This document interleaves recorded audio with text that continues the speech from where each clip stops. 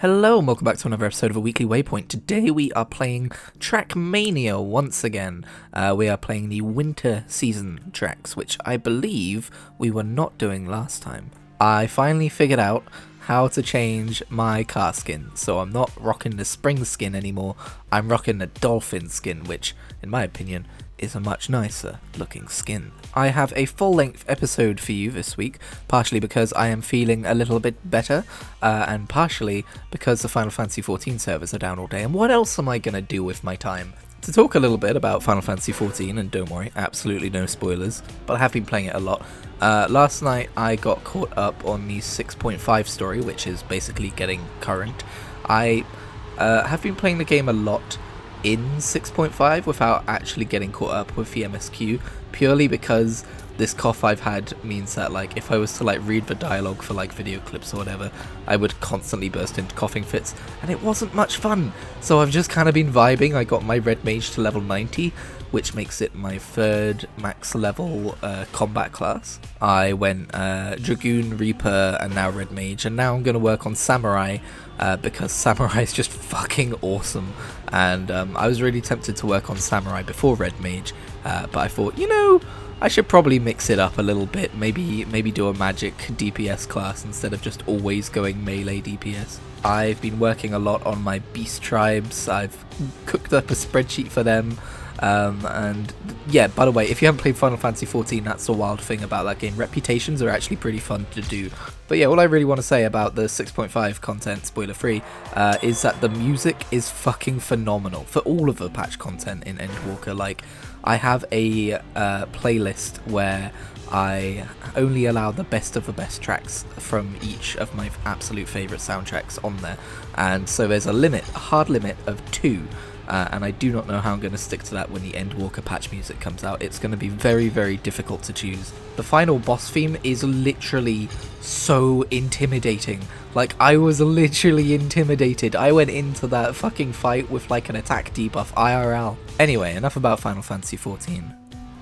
Final Fantasy 1, by the way, is a pretty cool game. If you didn't catch the video I put up yesterday, I finished Final Fantasy 1. You may remember I started playing the PSP version of Final Fantasy 1, and then I decided to buy the Pixel remasters with, I don't know if I talked about this on the show, last week's all a bit hazy to me, to be honest, but I sold a bunch of CSGO gun skins, and it was actually pretty much enough to cover the cost of the entire Pixel remaster bundle for Final Fantasy, which almost never goes on sale for that much. Although I had already picked up Final Fantasy 1 separately from the Pixel Remaster collection, but yeah, I recently finished that, and it is very surprising how much Final Fantasy 1 holds up as a game to play in modern times. Like, I'm not just saying this because, oh, you know, you can tell it's an old game, but you can find lots of fun in it. No, it's literally like, if you had somehow no knowledge of Final Fantasy, and someone just gave that game to you and you played through it, you would be forgiven for thinking it was a modern game, and the remasters haven't even changed that much. I'm not saying it feels modern, like, it's not like, whoa, it's cutting edge, but it, you know, it feels like a small indie game that's like a really cute, like, traditional turn-based RPG, obviously because it's one of the earliest turn-based RPGs. It set the road for what traditional is. I don't know how you set a road for something, but I panicked. I'm not going to tell you it's the most phenomenal game in the world or anything. It doesn't really have a story, and I would recommend taking a guide with you. I would recommend reading a guide as you play through it, because otherwise you may get lost in certain areas in terms of like what to do next. But I had a really fun time with Final Fantasy 1, and I'm really fond of it, actually. This means I have now began my journey with Final Fantasy 2, the Pixel Remaster version, and I have some early thoughts about that game too. Going into it, I had already heard a lot about how Final Fantasy 2 is probably the worst Final Fantasy, about how it's weirdly experimental, and it doesn't age very well, and I can see where all of those criticisms come from for sure. Picking this game up, I was very worried that it would be a slog to get through, because while there's absolutely no reason to play, well, not absolutely no reason, but while there's no story reason to play through the Final Fantasy Pixel remasters in chronological order, my feeling was I want to play all of them, and if I skip 2, I think I'll find it harder to go back to later after I've seen other games do things better. But yeah, I won't lie, like, so it's got this, it's basically made like a Bethesda RPG before Bethesda RPGs existed, so like, you level things up by using them, which is very un-Final Fantasy. So for instance, if you want your main character to be really good with swords, have him use his sword a lot. Weapon skills aren't that tough in that way, but spells, which use MP, are the same, and by all accounts are actually more brutal to level. So if you want to have something like a sorcerer, then you've got to have them spam like Fire 1 over and over again until it levels up to Fire 2, and then over and over again until it levels up to Fire 3. And that sucks because, again, like, you only get a certain amount of MP, which obviously scales as you level, but yeah, it's kind of weird that way. Like, imagine Skyrim, but every individual spell had to be leveled, and your mana didn't regenerate unless you went to a town inn. Obviously Skyrim is a very different game, but you know, those are the kind of problems I'm bumping up against. However, it's not diminishing my enjoyment of the game. I'm actually having a pretty good time with Final Fantasy II. It took some adjustment, obviously, to get used to the new way of doing things, but it has a story now, and it's not the most original story. In fact, it's basically just Star Wars, but it is effective.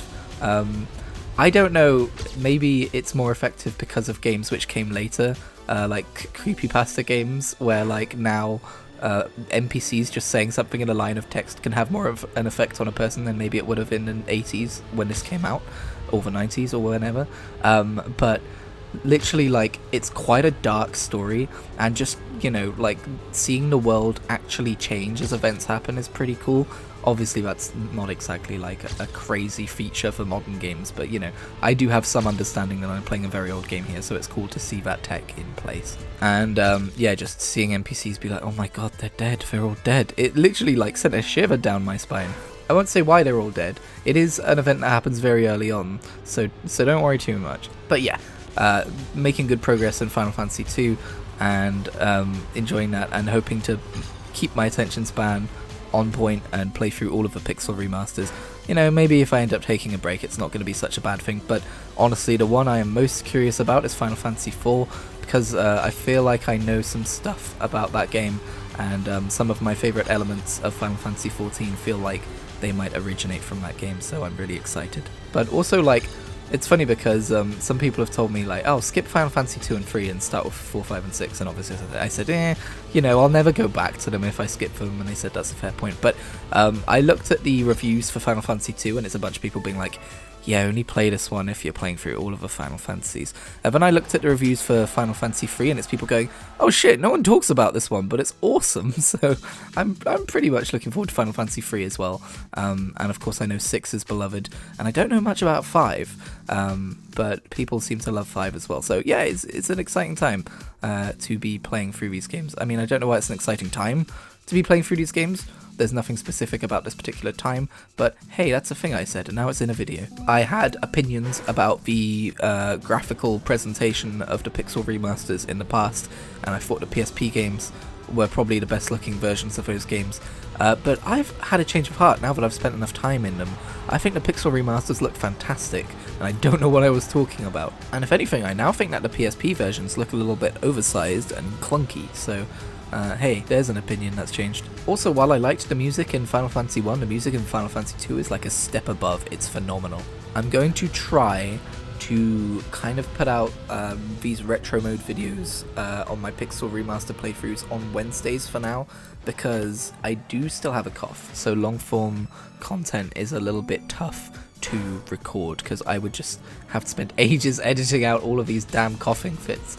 So Let's Play Spore is still on hiatus for now, I'm afraid. I really didn't want to do that to Spore like 2 parts in, but you know, it's not exactly something I have much control over. But yeah, look forward to my first Final Fantasy 2 video in a couple of days. Okay, so as you can kind of tell, I've been hyperfixating on the world of Final Fantasy lately, but let's talk about a bit of a wider fixation I've been having.